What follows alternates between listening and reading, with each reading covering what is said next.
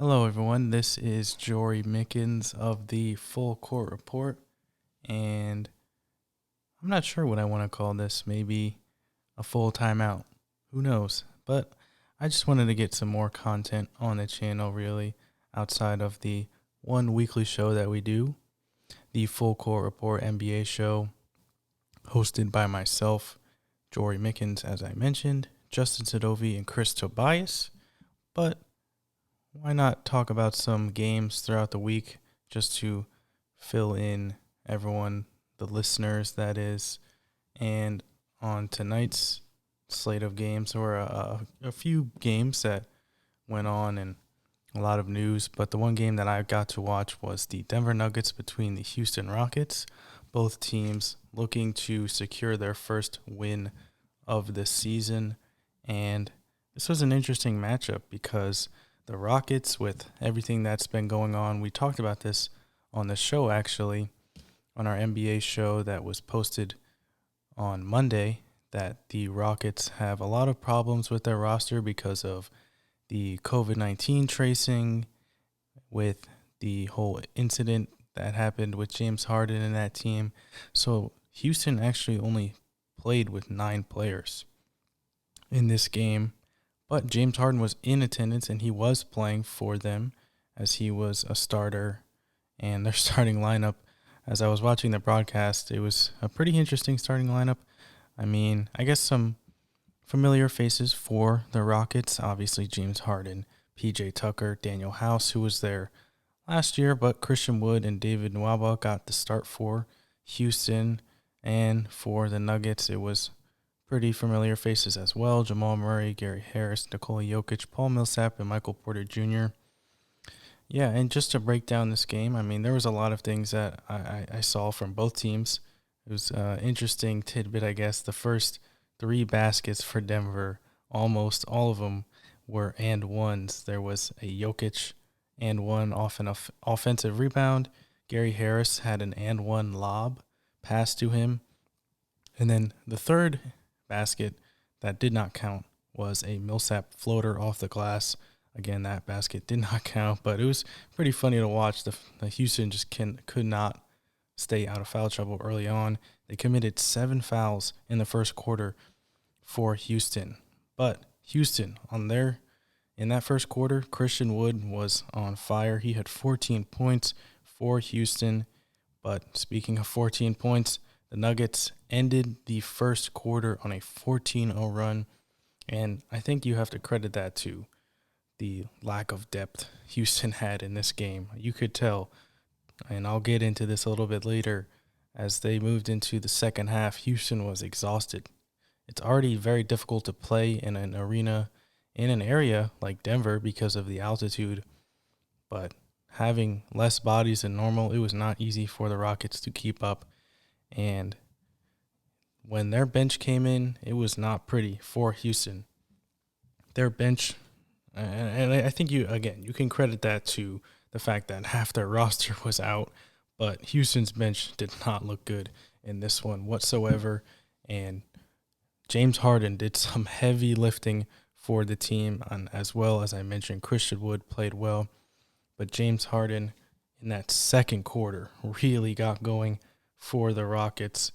I believe he totaled 21 points in the second quarter, and at halftime he was already up to 28 points, 6 assists, and 4 rebounds, as the Rockets trailed by just 10 points heading into halftime. But some other things that I saw, we could talk about Christian Wood a little bit, who was the big free agent signing for the Rockets during this offseason. Somewhat of a breakout player last year, and this was really the first time I got to see Christian Wood playing with his new team. I really didn't even get to watch him much when he was in Detroit last season, and I just remember everyone saying, "Oh, he could be a valuable pickup for any team that wants to pay him." And even on the broadcast, some of the broadcasters are mentioning this guy is going to be a steal. And he looked really good. I mean, he was Harden's favorite target, obviously, given that, again, half their team was really missing. but he was knocking down some threes early on. He had 3 threes in the first quarter, and he looked solid in the pick and roll as well. I think he's more of a power forward than a center in today's NBA, and especially getting matched up with Nikola Jokic in this game.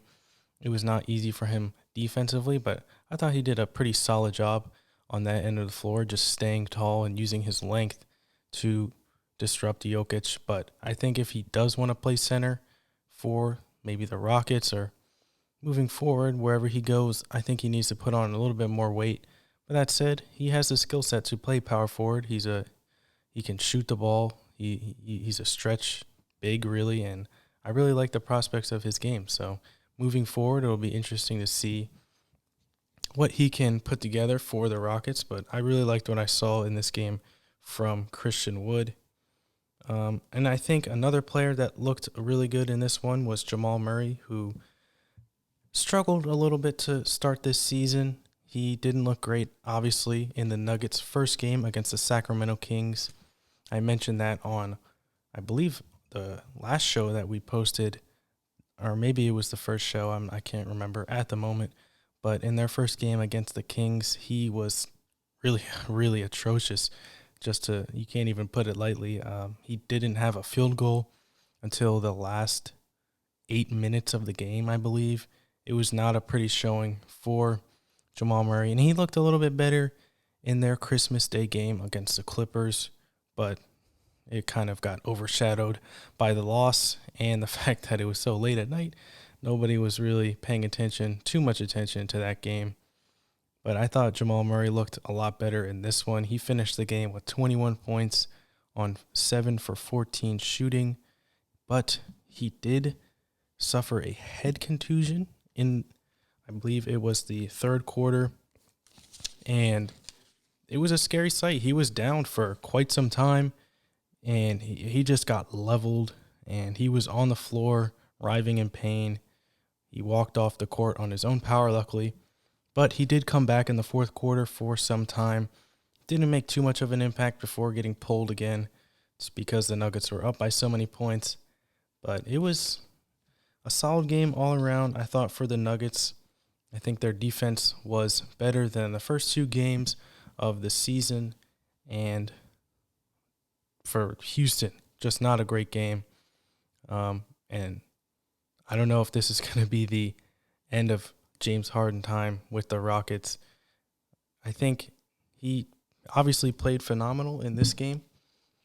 Again, he totaled 34 points. I mentioned how well he played in the first half and in that second quarter specifically, but he ended the game with 34 points, 6 rebounds, and 8 assists on 10 for 16 shooting, 5 of 9 from 3. And another problem that I didn't really mention earlier was the Nuggets' woes from the free throw line. The Nuggets won this game, 124-111. I probably should have mentioned that at the beginning of this, but I think they could have won by even more if they had knocked down some more free throws.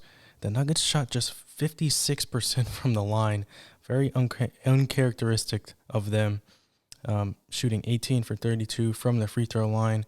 And it was it was very uncharacteristic. Jamal Murray, who's one of the better free throw shooters in the league, shot just 3 of 7 from the line. And it was not a great showing, but everywhere else on the court, I thought the Nuggets were locked in. They shot 53% from the field and 45% from 3. So it was an offensive showcase for the Nuggets. And I think if you're Denver, that's definitely how you are going to win games this season. Not necessarily with your defense. They've given up, I believe, 100 points or more in every game this season. Obviously, I mentioned the Rockets scored 111 points, but in their first game, against the Kings, they gave up 124 points, and then in their game against the Clippers, 121 points. So they're not going to be playing too much defense. But another thing I liked from the Nuggets in this one was their pace. And Nikola Jokic, ever since Nikola Jokic, and I'll talk about Nikola Jokic shortly after this, but ever since Nikola Jokic really became their star, their main player, the Nuggets have played at such a slow pace. I believe the last couple of seasons, the Nuggets have ranked near the bottom of the league in pace, and you can obviously attribute that to the fact that they run their offense through somewhat of a laboring center, someone who's not super athletic, not a guard like you see on many other teams. Like, for example, the Rockets. They don't have that James Harden player who's going to push the ball up the floor and get on the fast break. They don't have someone like LeBron James or whoever else. And it kind of hindered their offense, I think. And it could be so much more dynamic if they got out in the pace, got out quick, got out on the fast break. And at times I saw that from the Nuggets, and I was happy to see that from the Nuggets because I think that just unlocks a whole nother level of their offense. Jokic had a phenomenal game in this one. He had 19 points, 12 rebounds, and a career-high 18 assists in this game for the Nuggets, shooting 8 for 11 from the field as well, collecting 3 steals and a block in this game. And Jokic, he's just been flat-out phenomenal in this one. On the season, he's averaging 24 points, 14 assists, and 12 rebounds while shooting 62% from the field. He's been otherworldly, making a case for MVP early on in this season. And if the Nuggets can continue to rattle off some wins, he's definitely going to be in that discussion for the MVP award. Well, that's really all the notes that I have for this game. There were some other games throughout the night that I could cover. We saw the Grizzlies take down the Brooklyn Nets, who didn't play many of their players in that game. We saw Kevin Durant sitting out, as well as Kyrie Irving, but also in that game, an unfortunate injury to the Grizzly star point guard Ja Morant. And I just hope that he's okay. It seems as if it's an ankle injury, so we're going to wait and see what the prospects of that injury are moving forward. I hope he's okay. Love Ja Morant's game. Love him as a player. He's a special talent, so hopefully he can be okay. The Utah Jazz took down the Oklahoma City Thunder as well, as Donovan Mitchell knocked down a game-winning floater off the glass to down their divisional rival, and the Jazz now sit at 2-1 on the season. In that game, Donovan Mitchell had 20 points. Mike Conley had a solid game as well, 20 points, 10 rebounds, and 9 assists. So a very good game for the Utah Jazz. And the Atlanta Hawks, who have started this season very well, starting this season with 3 straight wins against the Bulls, Grizzlies, and Pistons, and they look really good. The Atlanta Hawks, Trae Young, yet again, a really great game for him, 29 points in this one and 6 assists as well. And the Hawks, they could be a scary good team, a sleeper team in the Eastern Conference, a team that could really make a playoff push with all the new additions that they have. If everything clicks right for them, this could be a really good season for Atlanta. And finally, the last game that hasn't wrapped up yet, but we can mention it. The Los Angeles Lakers are currently leading the Portland Trailblazers 81-76. And that game will soon be heading into the fourth quarter. And at the moment, LeBron James has 16 points, 5 rebounds, 6 assists, and Dennis Schroeder is leading all scorers with 20 points in that game. So that one's probably going to come down to the wire. And yeah, it'll be an interesting matchup. Maybe I'll tune into that after I sign off here. But that's really all the notes I have for tonight's games. I'm not sure if I'm going to do this every night, just whenever I get the chance to really sit down and watch some games. I just figured this would be a good opportunity for myself to put myself out there and put some more content on the channel and just talk about some more NBA basketball, because while it's good to have a weekly show, it's probably better to have some more content and have everyone listening in on some opinions of mine. for everything that's been going on in the league that we can't touch on in our weekly show that is posted every Monday. That is the Full Court Report with myself, Jorie Mickens, Justin Sadovi, and Chris Tobias. But that's really all I have for this first edition. I'm not even sure what I want to call this. The full timeout, maybe? I don't know. I'll come up with a name moving forward. But thank you so much for listening. And make sure to follow us on Twitter at Full C Report. Follow us on Instagram at Full Court Report. And like, comment, and subscribe on any of our videos. Thank you so much for listening. And this has been the first edition of, who knows, the full timeout. I'll figure it out. But thank you guys for listening and signing off.